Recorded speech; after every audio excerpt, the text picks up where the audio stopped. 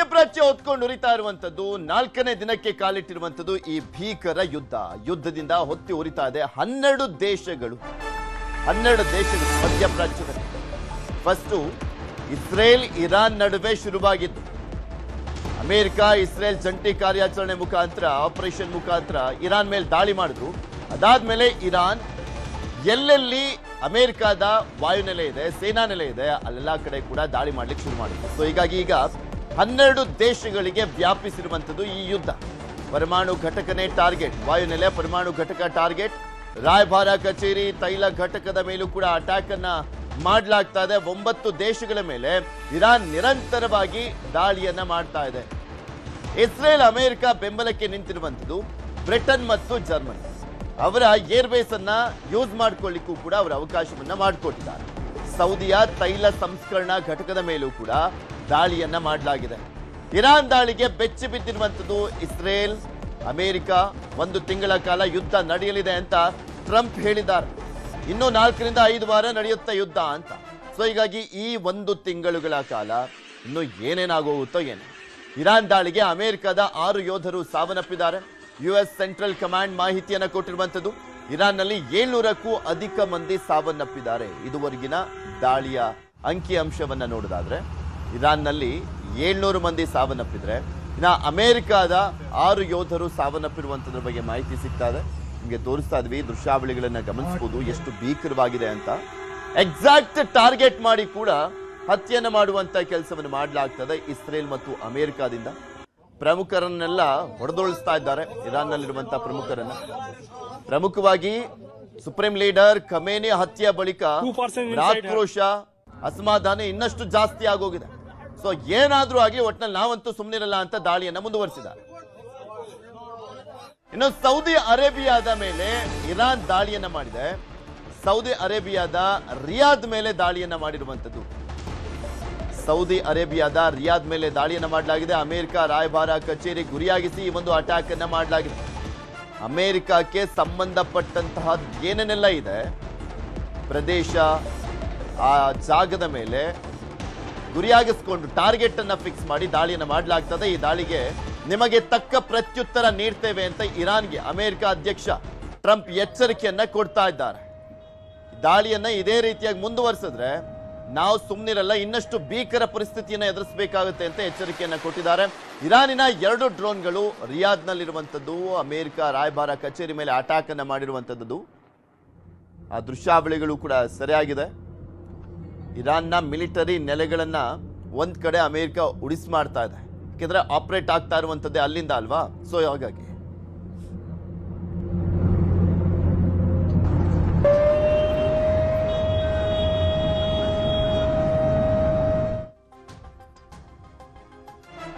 ಇನ್ನು ದುಬೈ, ಅಬುಧಾಬಿಯಿಂದ ಕನ್ನಡಿಗರು ವಾಪಸ್ ಆಗಿದ್ದಾರೆ. ಸುಮಾರು 300ಕ್ಕೂ ಹೆಚ್ಚು ಜನ ಬೆಂಗಳೂರಿಗೆ ವಾಪಸ್ ಆಗಿದ್ದಾರೆ.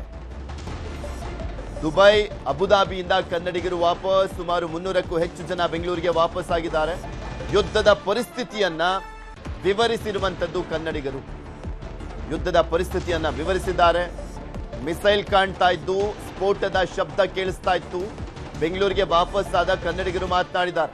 ಸುಮಾರು 500ಕ್ಕೂ ಹೆಚ್ಚು ಜನ ವಾಪಸ್ ಬಂದಿದ್ದಾರೆ ಪ್ರವಾಸಕ್ಕೆ ಅಂತ ಹೋಗಿದ್ದಂಥವ್ರು. ಇದರಲ್ಲಿ ವಿಧಾನ ಪರಿಷತ್ ಸದಸ್ಯ ಭೋಜೇಗೌಡರು ಕೂಡ ಇದ್ರು, ಅವರು ಕೂಡ ವಾಪಸ್ ಆಗಿದ್ದಾರೆ. ನಿನ್ನೆ ಮಾತನಾಡ್ತಾ ಇದ್ರು ಅವರು, ಅಲ್ಲಿ ಹೇಗಿತ್ತು ಪರಿಸ್ಥಿತಿ, ಅವ್ರು ಮಾತನಾಡುವಂತ ಸಂದರ್ಭದಲ್ಲೂ ಕೂಡ 3 ಮಿಸೈಲ್ ಬಿತ್ತು ಅನ್ನುವಂಥದ್ದನ್ನ ಕೂಡ ಹೇಳ್ತಾ ಇದ್ರು ಅವರು ಭೋಜೇಗೌಡರು. ಅವರು ಕೂಡ ಸೇಫ್ ಆಗಿ ವಾಪಸ್ ಬಂದಿದ್ದಾರೆ.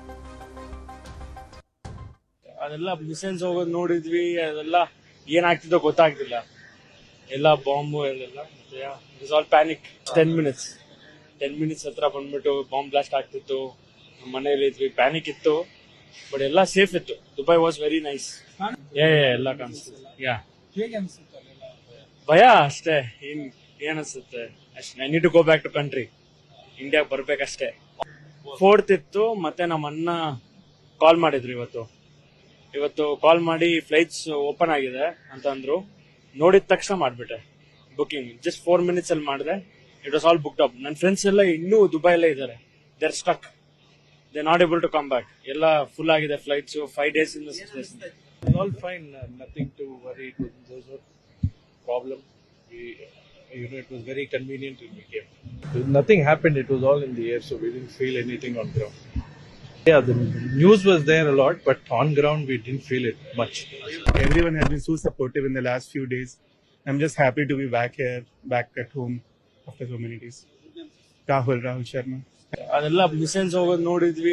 ನಾವು ಇಷ್ಟು ಬೇಗ ಇಲ್ಲಿ ವಾಪಸ್ ಇಂಡಿಯಾಗೆ ಬರ್ತೀವಿ ಅಂತೇಳಿ ಗ್ಯಾರಂಟಿ ಇರಲಿಲ್ಲ. ಬರ್ತೀವಿ ಅಂತ ಸ್ವಲ್ಪ ಧೈರ್ಯ ಇತ್ತು, ಆದರೆ ಇಷ್ಟು ಬೇಗ ಬರ್ತೀವಿ ಅಂತ ಗ್ಯಾರಂಟಿ ಇರಲಿಲ್ಲ. ಹಾಗಾಗಿ ನಮ್ಮ ಗವರ್ಮೆಂಟಿಗೆಲ್ಲ ಸ್ವಲ್ಪ ರಿಕ್ವೆಸ್ಟ್ ಮಾಡಿದೆ, ಸ್ವಲ್ಪ ನೋಡಿ ಆತಂಕದಲ್ಲಿರೋರಿಗೆಲ್ಲ ಸ್ವಲ್ಪ ಆತಂಕ ದೂರ ಮಾಡಿ ಅಂತ. Because I am staying in my friend house. ಅಲ್ಲಿ ಅವ್ರ ಫ್ರೆಂಡ್ ಮನೇಲಿ ಇದ್ದಿದ್ದರಿಂದ, ರೊನಾಲ್ಡ್ ಕೊಲಾಸ್ ಅವ್ರ ಮನೇಲಿ ಇದ್ದಿದ್ದರಿಂದ ನಮಗೇನು ತಾಪತ್ರೆ ಆಗಲಿಲ್ಲ. ಆ ಥರ ಪ್ಯಾನಿಕ್ ಕೂಡ ಆಗಕ್ಕೆ ಅವಕಾಶ ಇರಲಿಲ್ಲ. ಇದೆಲ್ಲದ್ರ ಬಗ್ಗೆನೂ ಕೂಡ ಮತ್ತಷ್ಟು ಮಾಹಿತಿಯನ್ನು ಕೊಡ್ತಾ ಹೋಗ್ತಾರೆ ನಮ್ಮ ಪ್ರತಿನಿಧಿ ವೆಬ್ ಎಡಿಟರ್ ಆಗಿರುವಂತಹ ರಾಘವೇಂದ್ರ ಗುಡಿ ನಮ್ಮ ಜೊತೆ ನೇರ ಸಂಪರ್ಕದಲ್ಲಿ ಜಾಯ್ನ್ ಆಗಿದ್ದಾರೆ. ಗುಡ್ ಮಾರ್ನಿಂಗ್ ಗುಡಿ. ಇಲ್ಲಿ ನೋಡ್ತಾ ಇದ್ವಿ 12 ದೇಶಗಳಿಗೆ ವ್ಯಾಪಿಸಿರುವಂತದ್ದು ಯುದ್ಧ. ಅಟ್ ಪ್ರೆಸೆಂಟ್ ಹೇಗಿದೆ ಸಿಚುಯೇಷನ್? ಇನ್ನಷ್ಟು ಭೀಕರ ಪರಿಸ್ಥಿತಿ ಹೋಗುವಂತ ಚಾನ್ಸಸ್ ಇದೆ ಅಂತ ಕಾಣಿಸುತ್ತೆ. ಟ್ರಂಪ್ ಸ್ಟೇಟ್ಮೆಂಟ್ ಅನ್ನ ನೋಡಿದಾದ್ರೆ ಇನ್ನು 4-5 ವಾರಗಳ ಕಾಲ ಇದೇ ರೀತಿಯಾದಂತಹ ಪರಿಸ್ಥಿತಿ ಅಂತ ಹೇಳಿದಾರಲ್ಲ.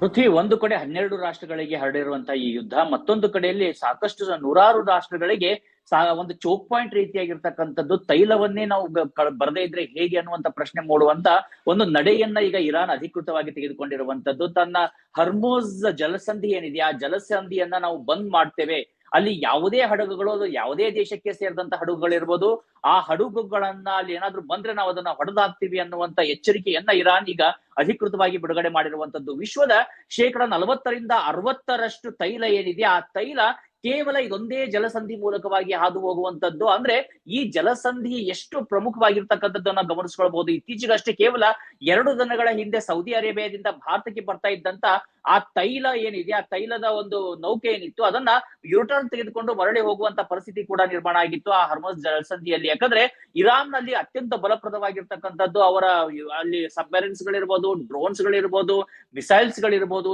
ಜೊತೆಗೆ ಹಡಗುಗಳಿರ್ಬೋದು, ಅಟ್ಯಾಕ್ ಹಡಗುಗಳಿರ್ಬೋದು, ಆ ಜಲಸಂಧಿಯನ್ನೇ ನೇರವಾಗಿ ಟಾರ್ಗೆಟ್ ಮಾಡುವಂತದ್ದು. ಹೀಗಾಗಿ ಅದಕ್ಕೆ ಉಳಿದಂತ ರಾಷ್ಟ್ರಗಳು ಈಗ ಯಾವ ರೀತಿಯಾದಂತಹ ಪ್ರತಿಕ್ರಿಯೆಯನ್ನ ಕೊಡ್ತವೆ? ಈಗ ಭಾರತಕ್ಕೇನೋ ಸಾಕಷ್ಟು ಅಲ್ಟರ್ನೇಟಿವ್ ಗಳಿದಾವೆ, ಆದ್ರೆ ಸಾಕಷ್ಟು ರಾಷ್ಟ್ರಗಳಿಗೆ ಯಾವುದೇ ಅಲ್ಟರ್ನೇಟಿವ್ ಗಳಿಲ್ಲ.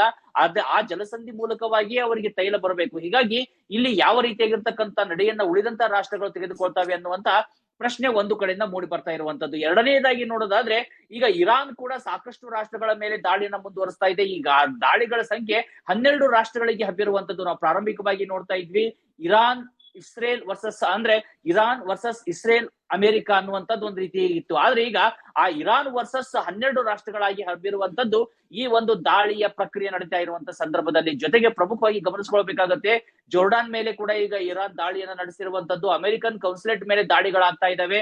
ಅಮೆರಿಕದ 6 ಸರ್ವಿಸ್ ಮ್ಯಾನ್ ಗಳು ಈ ದಾಳಿಯಲ್ಲಿ ಸಾವನ್ನಪ್ಪಿದ್ದಾರೆ ಅಂತೇಳಿ ಈಗಷ್ಟೇ ಅಮೆರಿಕ ಒಂದು ಅಧಿಕೃತ ಹೇಳಿಕೆಯನ್ನ ಬಿಡುಗಡೆ ಮಾಡಿದೆ. ಜೊತೆಗೆ ಎಚ್ಚರಿಕೆಯನ್ನ ಕೂಡ ಕೊಟ್ಟಿದೆ. ವಿಶ್ವದ ಯಾವುದೇ ಭಾಗದಲ್ಲಿ ಅಮೆರಿಕನ್ ಯಾರಾದ್ರೂ ಸಾಯಿಸಿದ್ರೆ ನಾವು ಅವರನ್ನ ಹುಡುಕ್ತಿವಿ, ಅವರನ್ನ ಹುಡುಕಿ ಅವರನ್ನು ಕೂಡ ನಾವು ಸಾಯಿಸ್ತೀವಿ. ಅದು ಯಾವುದೇ ರಾಷ್ಟ್ರ ಇರ್ಲಿ, ಯಾವುದೇ ರೀತಿಯಾಗಿರ್ತಕ್ಕಂಥ ಕರುಣೆಯನ್ನ ನಾವು ತೋರಿಸೋದಿಲ್ಲ ಅನ್ನುವಂತ ಕಟ್ಟಪ್ಪಣೆಯನ್ನ ಈಗ ಅಂದ್ರೆ ಒಂದು ಹೇಳಿಕೆಯನ್ನ ಕೊಟ್ಟಿರುವಂತದ್ದು, ಒಂದು ಕಟುವಾದ ಹೇಳಿಕೆಯನ್ನ ಅಮೆರಿಕ ಕೂಡ ಬಿಡುಗಡೆ ಮಾಡಿದೆ. ಮತ್ತೊಂದು ಕಡೆಯಿಂದ ನಾವು ಗಮನಿಸ್ಕೊಳ್ತಾ ಬರಬೇಕಾಗುತ್ತೆ, ಇಲ್ಲಿ ಇಸ್ರಾಯೇಲ್ ಮೇಲೆ ಕೂಡ ಇರಾನ್ನ ದಾಳಿಗಳು ನಿರಂತರವಾಗಿ ಮುಂದುವರಿತಾ ಇರುವಂತದ್ದು.